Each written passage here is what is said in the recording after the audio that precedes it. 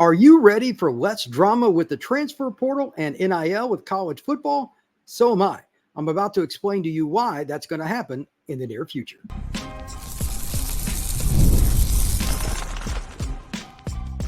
You are Locked On Seminoles, your daily podcast on the Florida State Seminoles. Part of the Locked On Podcast Network, your team every day.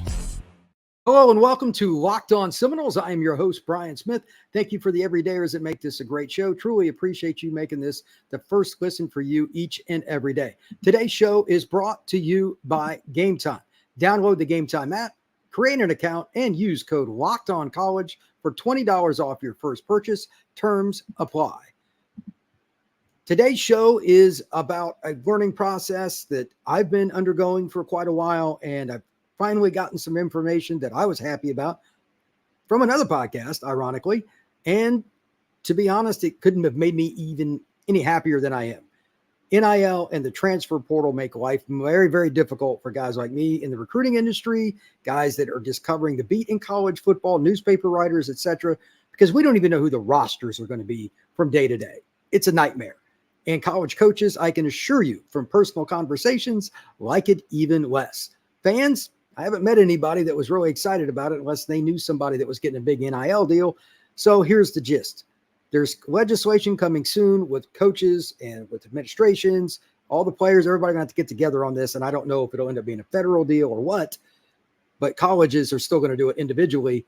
If you sign an NIL deal, if you take nothing else from this podcast, take this. If you sign an NIL deal, that's fine. Whatever it is, you'll get your money. However, this contract will be very ironclad. If you transfer, there will be a buyout clause. It's really no different than if you opt out of a deal in the NFL or whatever. Every league has a collective bargaining agreement, etc. These things are coming. Lawyers are going to be involved, and it's going to be ugly red tape stuff. I get that. And I'm just going around the outskirts of this. I'm not trying to get detailed.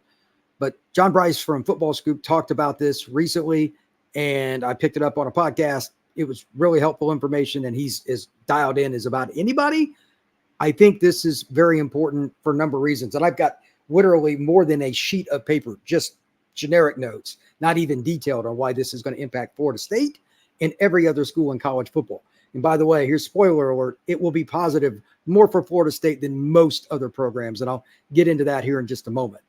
But again, if you sign an NIL deal and you play throughout your tenure, you are going to have a contract that gets you the money. Cool. If you transfer and there was money that you were already taking or whatever, and there's a buyout, you have to pay it. That's what this is basically saying. And I know I'm giving the very itsy bitsy part of it. There's going to be specifics in every contract. Every school could do it differently. And again, that's if there isn't legislation that's passed in Congress or whatever. But I know that colleges are tired of getting the short end of the stick. The representation that Bryce brought up was Caden Proctor, the offensive tackle that started as a freshman for Alabama. He transferred back to his home state of Iowa just for spring. Never played in a game. Never played in a game for the Hawks. Collected NIL, a pretty big check, I'm pretty sure, and then transferred back to Alabama. Obviously, that is not good business management on Iowa's part. They didn't protect themselves. Maybe they could have done something to prevent that. I don't know. But something tells me that was kind of the final straw that broke the camel's back. A lot of kids have done this in some capacity, and there have been schools too. This is not a one-way street that haven't ponied up the way they were supposed to, or at least they thought. The players and or their parents, whatever, thought they were supposed to. So this is important. If we're going to have any chance to have continuity with NIL, and it's always going to be hard because everybody thinks they're worth more than they are. That's kind of the nature of being a human being. There still has to be guidelines. The NCAA has failed miserably in this category, as I'm sure many of you know, but maybe they could actually be of help with this in some capacity. Although I personally think this is not from anybody else. The NCAA is completely scared to death of NIL because they're afraid to get sued, beginning and end. Fair enough. I don't have any idea if they're going to get involved. Just want to state that again. But here are a few of the things, and I'll talk about this for a few minutes on not only how it helps Florida State, but college football. Just have a little more congruency because we need some. Give you a couple of scenarios. If you have a player that you bring onto your roster let's say this individual wasn't a highly coveted kid, a 3-star recruit. Let's just say it's at Florida State. And he's just getting part of whatever the collective money is by the battle's end or what have you. Whatever that total is, that's cool. He's getting his obligation, blah, blah, blah.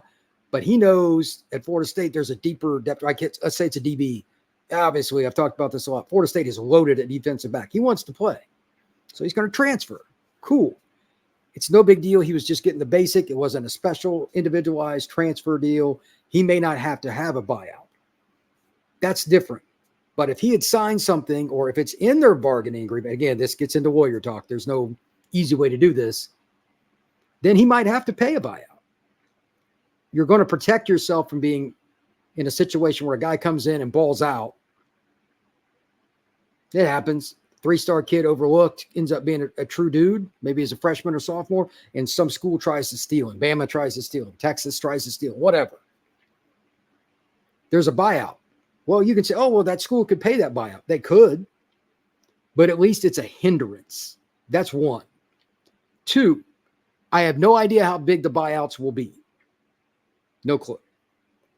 Everything can be negotiated, in my opinion, until otherwise proven. I haven't heard anything about whether or not this will be normalized across college football. Kind of hope so, because I'd really like to see some of the G5 schools not get just obliterated like they have been.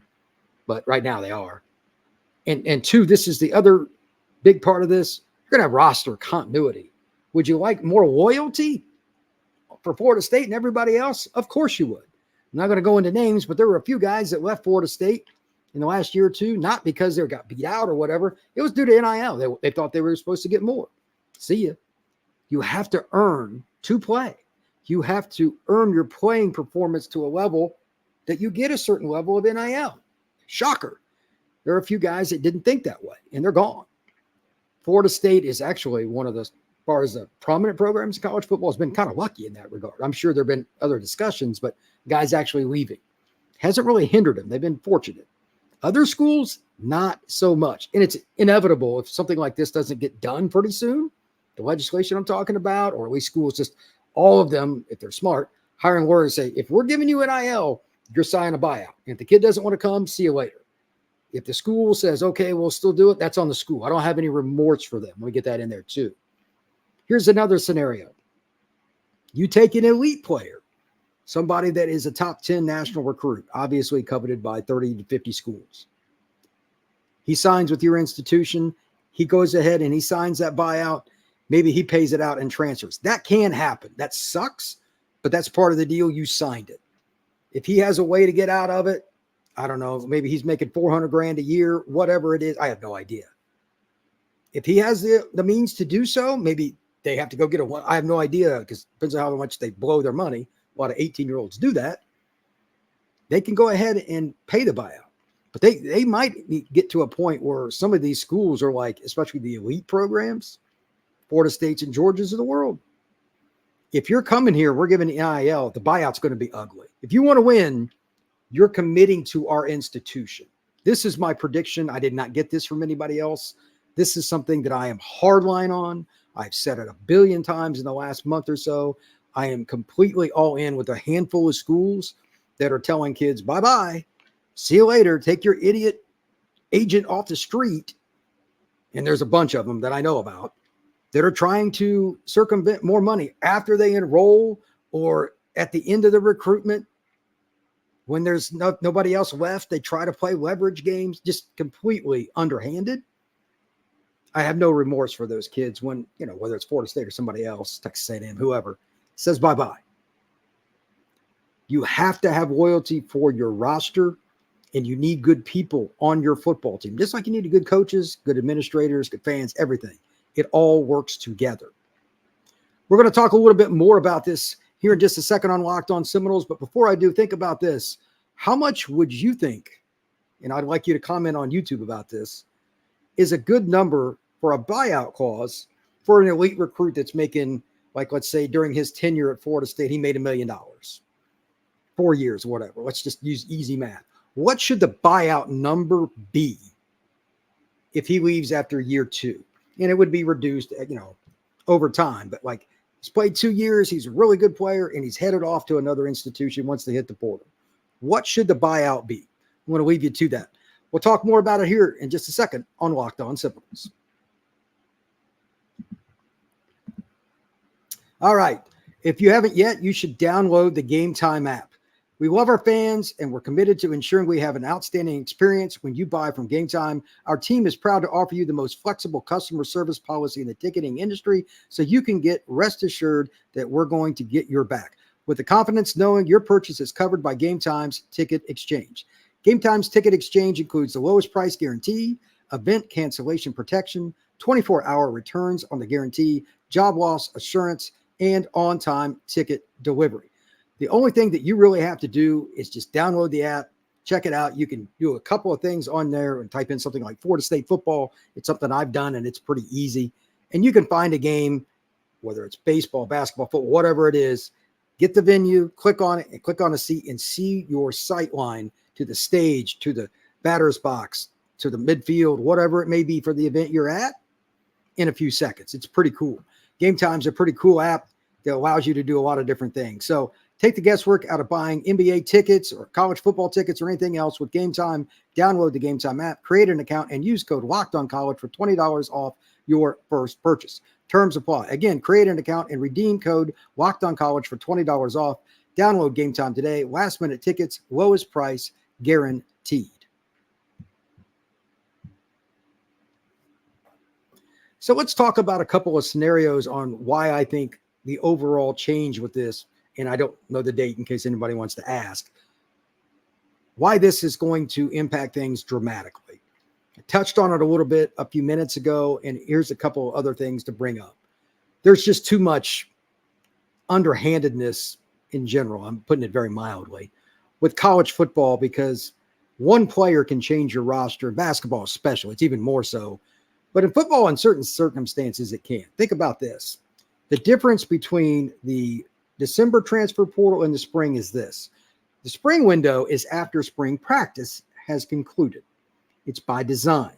Players that know they don't have a chance to start, or they're not happy with the new coach, whatever it is, they've had an opportunity to proper evaluate all the way through spring practice. That's cool. But there's a downside for coaches here, especially if it's a player at a premium position where it takes time in the weight room, etc., as a rule, to get better. D-line and O-line. Freshmen rarely make an impact, especially the interior guys, interior O-line, interior D-line. If you're not at least 2 years in on a college weight program, it's pretty rare that you're going to be a dude right off the bat. Now, Solomon Thomas, the kid that's committed to Florida State from Jacksonville Reigns, he could probably play at Florida State, even on the interior as a freshman, at least a little bit. But I still don't think he could come in and compete for a starting job. I've talked to Solomon about it. He wants the challenge. He's talked about guys, you got to bench well for 400 pounds, etc. You're playing against grown men. He knows the deal. He's a smart kid. But even him, as being a guy that's partially able to do that, maybe do it in a backup role or something, is still rare. Grown man strength is different than high school. So there are very few guys that hit the portal that can honestly meet an immediate need from the spring to that fall. So when they transfer. So the guys that can, even if they're not great players, and we saw this play out and still are with the defensive tackle position in college football, it's a conundrum that is not fixable. There are more teams that need D tackles that are ready now to be dudes than there are players by a landslide. Just the way it is. It's always been a position of problems and needs, because you're only so many guys that are like 280 and up that can move, that have that kind of strength. And most schools, that are really good have them. We know who they are. Florida State's traditionally one of them, etc. But even LSU right now is shorthanded. If you haven't seen it, go search it. This is a great clip. But Brian Kelly talked about, we're not in the business of buying guys to come here. We're here to develop you, etc., etc. There's a lot of conundrum over what he's got going on, but they're in trouble at defensive tackle. A couple of the guys they had come in, they didn't get them. They just flat took the highest bidder. Do you want that on your roster? Not so much. But if you have a buyout clause, at least you have a chance to protect yourself. One of them's Dominic Williams. He was from TCU. He was a starter as a freshman. He was a rarest of the rare. Got to give the kid credit. On TCU's title game contender that got smoked by Georgia, he was the guy starting in the middle there. I mean, he's been productive for 2 years. I can't remember who he transferred to, as Texas SC or whatever, but he just took the biggest check. LSU didn't want to pay it. That's their decision. LSU's going to pay for it in the fall because they don't have enough D tackles. But I understand Kelly's point about culture and all that too. I mean, I agree with that part. He's right. So if there had been a clause, here's another question for you to answer on YouTube. Do you think if he would have had to have paid out $250K, I don't know, whatever the number may be, would it have at least been a deterrent? Because Dominic might be a guy that could be 3 and out. He might play 1 year somewhere. To not transfer and to stick it out at TCU, then go to the draft. Or come back for a senior year for that matter. How much would it have taken for that young man, and again, really good defensive tackle? Can't teach the size and all that. He's got experience, proven commodity. How much would it have taken? I'm guessing that it would have taken nearly half of what he's getting, and unfortunately, that's upwards of $1 million, reportedly. I don't have the contract in front of me, but he's getting paid handsomely. And good for him. I understand supply and demand. I'm not mad at him. I get why he would do that. But this is just an awkward situation because there's only so many schools that will really do that. This has made college football similar in some ways to MLB. There are about 6 to 8 teams at MLB that just spend more than everybody else when it's truly for the elite players. Dodgers, Astros, some of the Chicago teams will do that. Sometimes, obviously the Red Sox, obviously the Yankees. There's a handful of the Mets. These teams can do that. But the Reds, not so much. Kansas City, probably not. That's kind of what's going on. And in the case of TCU, they're a little bit more like the Reds. They're a little bit more like the Kansas City Royals, something like that. They don't have a chance. So while you come to the point where you develop some of these guys, you don't want to lose them as one-hit wonders for somebody else. At least you have a chance. Maybe he still would have left. I don't know. But I like that opportunity because Florida State is eventually going to be in that spot too, even though they're a top program. Here's a scenario that scares me for Florida State. You have a great player. He's not necessarily unhappy with being in Tallahassee. He's playing. But if you've got a clause, the following scenario is at least difficult. I'm not saying it's perfect here. There's a clause. If you transfer, you got a buyout. It's X number of dollars. And again, I'm guessing at least initially this will be negotiated, each school and all that. Congress can't agree on anything, let alone having 50 states agree. So I should probably just go ahead and say it. The schools are going to have to figure this out on their own, but whatever. The point is still the same. If you have a great player, that doesn't mean, even if you're a great program and Florida State is trending towards being a top 10 school pretty much every year, why doesn't a guy at least look? I'm cool with that. If somebody, contacts him through an intermediary, hey, you should at least consider this. We got more playing time. We're a top 10 team like Florida State too, and pick whoever you want. That's going to happen. And I guarantee you there are intermediaries that have Florida State's best interest that would do the same. It's just part of the business. But are they going to be less likely? Number one, if Florida State takes care of their own players, and they have, to my knowledge. And two, more importantly, you've got a winning culture. You like being around your teammates, etc. Right now, that's one of the reasons I think Florida State is a top 5 program in the country. Culture, culture, culture. You can't say it enough. But if that money at school X, whatever it is, maybe it's Oklahoma. They got a ton of money. Well, they're Jordan brand cash. Maybe they're trying to get a kid because they're short at a spot and picked a spot. It doesn't matter. If he's going to get $500K more for just 1 year to go there, they think this is their guy to get them to the college football playoff and make noise. That buyout clause could be the difference because while Oklahoma would go up with that kid going there, Florida State could be losing a guy that takes them out of the playoff. I love the buyout clause. I hope it comes to fruition. And quite frankly, I hope it comes to fruition really, really soon. I don't know if this will be state by state. Maybe Florida will be different than Louisiana, etc. I don't know how that's going to impact things. And if it does start in one state or other, like you have to have clauses, that's going to be kind of like the NIL stuff in general when they said, hey, people can use NIL while they're in college, like all the state legislation. It could change where recruits go too, but that's a bridge we'll cross when we get there. Coming up next, I'm going to talk a little bit about recruiting to finish up the show, how Florida State, and I've got another list here. This is all positive news. Florida State is in a situation where they could have their best offensive line recruiting class, arguably in my lifetime this year. That's next on Locked On Seminoles.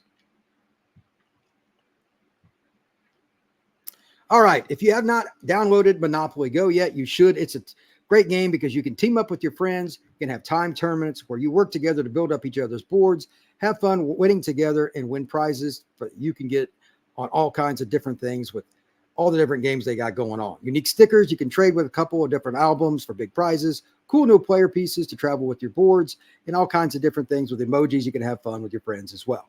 Plus, Monopoly Go feels exciting and new each time you play the game because it's going to have a changing tournament, different challenges each and every time. There's a lot of different unique mini games you can play, like they're having digging for treasure and a robot pachinko machine, actually. There's always something new to discover with Monopoly Go, so get off the bench and go download it now, free on Google Play or the App Store. Game on.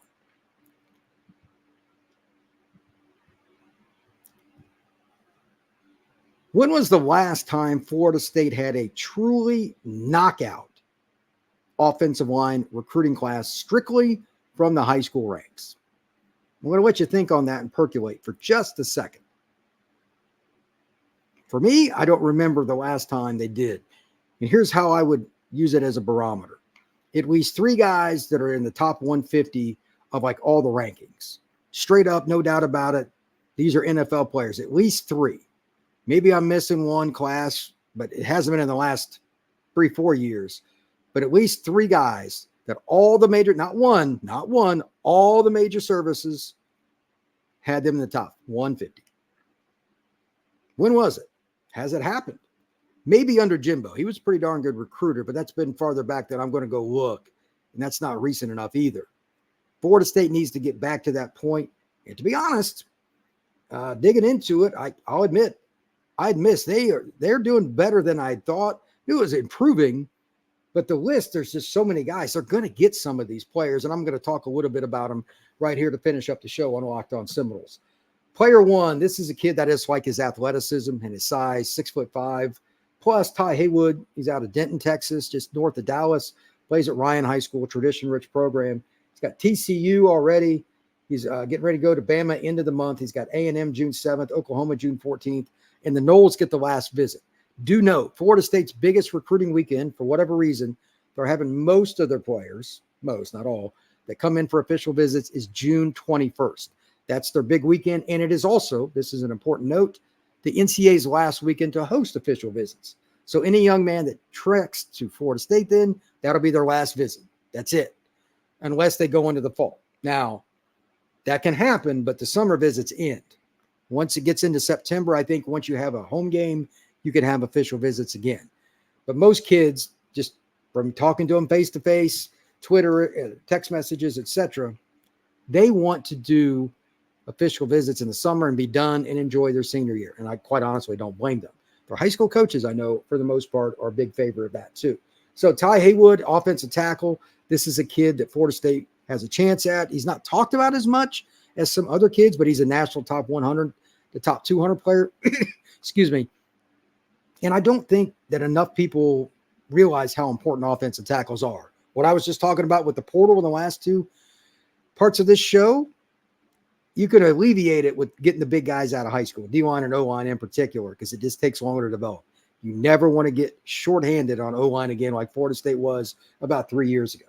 A player I talked about quite a bit, and he's been on this show actually, is Max Buchanan, Seminole High School in Sanford, Florida, just north of Orlando. He's already visited Ole Miss. He's got UCF coming up next weekend.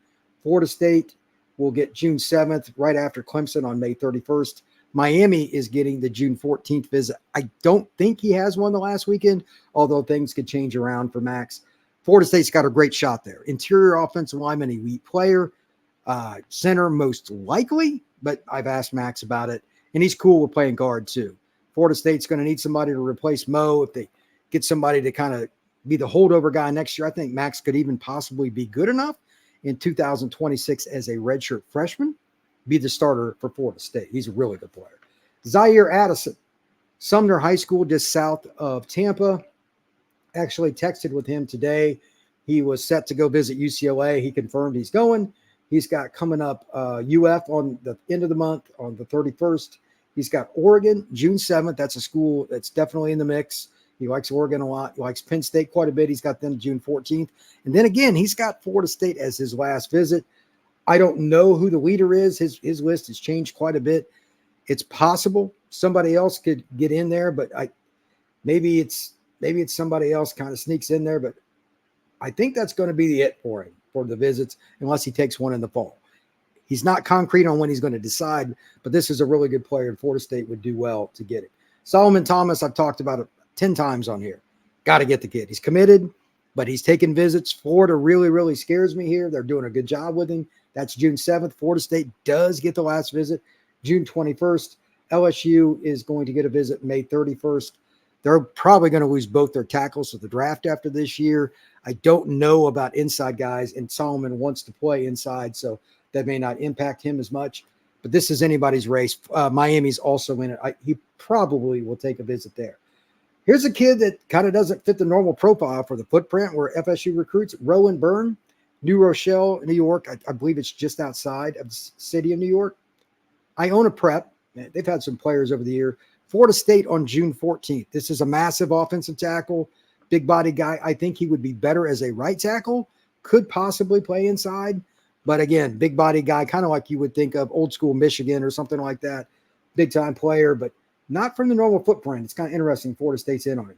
Another kid from the Dallas area, kind of like Ty Haywood, is Lamont Rogers. Plays at Horn High School in Mesquite. That's a program that's had players for a very long time.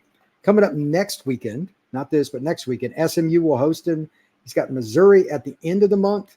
He's got A&M the 7th. He's got Texas on June 14th.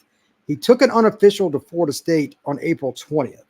I know they would like to get him on campus for an official. I don't know if it's possible. This is another elite tackle. It's a pretty good tackle year across the nation. And if Florida State could get Lamont Rogers, I'm sure they would be very happy. If they want to pull an upset on this list, this would be a good one to do it. Parkview High School, just outside Atlanta. It's a little bit east in Wilburn. Cortez Smith, he's around 300 pounds, very athletic guy. I think he'll probably play inside. He could maybe play tackle, but he's a power player. South Carolina is at the end of this month on the 31st. Miami, June 7th. Florida State, June 14th. And Georgia, the prohibitive favorite, is June 21st. Florida State at least gets the visit before he goes to Athens. Got to knock it out of the park. I've heard that they really like him at UGA, so that's the pick for a lot of people that I know. I don't know Cortez personally. I'm just passing along what I've heard, but he's a darn good player, and Florida State's got to beat Georgia for some of these kids if they're going to get to where they need to on the roster. Peyton Joseph's another young man I've talked about quite a bit. Committed to Florida at one point. Warner Robins, Georgia, Houston County. LSU's on the 31st of May. June 7th will be Memphis. Florida State, last one again, will be the visit for Peyton Joseph. He could probably play tackle, but I'd rather play him at guard personally. I think he's a pretty strong and powerful guy. He's one to watch out for. And finally, another Georgia player out of Langston Hughes. That's Dontrell Glover. Georgia, June 7th. Tennessee, June 14th. Florida State on June 21st. A friend of mine thinks it's Georgia for him too. That's not really a difficult pick, but he's a kid that has been to Florida State, and he does have a good relationship with Atkins. I don't know when his timeline is, but that's powerful. I've seen him played some of the video from the California Power team about a month or two ago when he was at a tournament in Atlanta. Man, that kid is powerful. Really good football player, going to be a guard at the next level, and not many people can move him. So Florida State would do well to get him. Please like and subscribe to this channel. Hit that notification bell. And if you would, please share this podcast. Really love doing this, and I'm having a lot of fun. So please take your time and do that for me if you would. Everybody have a great evening and a great rest of your weekend. Take care.